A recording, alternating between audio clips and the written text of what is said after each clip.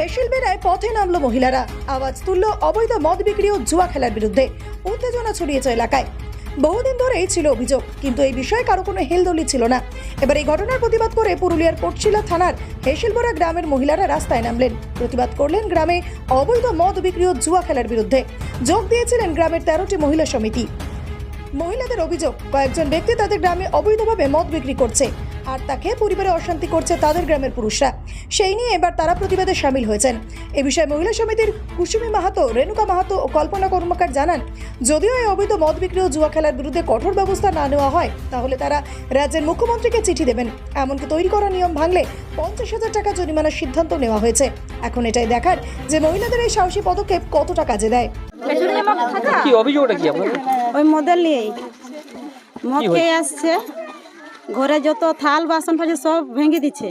যদি আমি কিছু বলছি তো আমাকে মারছে, আমার ছেলেকে মারছে, মেয়েকে মারছে। তো এটার জন্য মদ যদি বন্ধ হয় তাহলে মানুষ বাঁচবে, আর যদি মদ বন্ধ না হয় মানুষ মরে যাবে। কি চাইছেন আপনারা? আমি বন্ধ চাইছি।